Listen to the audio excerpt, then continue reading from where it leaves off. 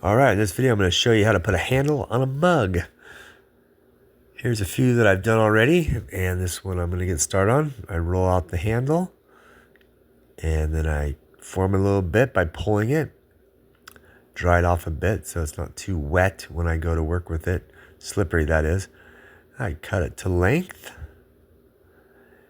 And I'm going to use my broken or cut in half barber's comb. I love to use these. They work great for a scoring tool. And score the top and the bottom there, where the bottom of the handle will go also. And the handle, got to score that real well so it gets stuck on the pot. And this is the most important part. You really want to make sure that the handle is well attached to the mug. So I really go around and make sure it's attached. Otherwise, when you start to go pull it, like here, it'll come right off the mug. I had a problem with this when I was first starting out, and so I used to not do it this way, and then I finally figured how to really attach it to the mug so that it would stay on when I started to pull it. So here I'm stretching it. I'm making sure it's the right thickness here.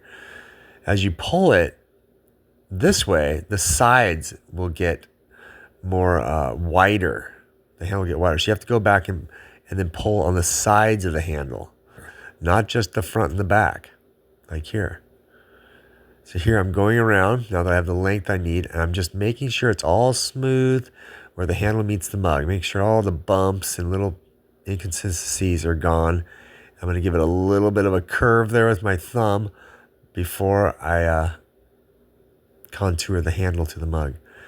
Put it in my lap, and I've got it all scored down there at the bottom. I'm going to stick the handle on the bottom, and I leave a little bit of the handle hanging loose, as you will see. So I take this part, and I'm going to stretch it a little bit more. I'm going to thin it out because I like to curve it back up under the mug and make a little detail. It's kind of my signature thing. I think a lot of other potters do it also. And I think it makes a nice detail to the pot, to the mug. There you go. I pinch it off right there. And then I take my finger and I kind of tap it because it can get really sharp if you don't kind of fold it over once it's fired. And there, I'm just going to go back and smooth out all the little spots that I don't like, kind of refining it and getting the right contour for the handle to fit the mug properly right here. So you just, is it too high, too low? Does it look good? I think it looks pretty good. So I'm happy with it. Here's the rest of the mugs that I did earlier. And thanks for watching. If you can subscribe and press like, that'd be much thanked.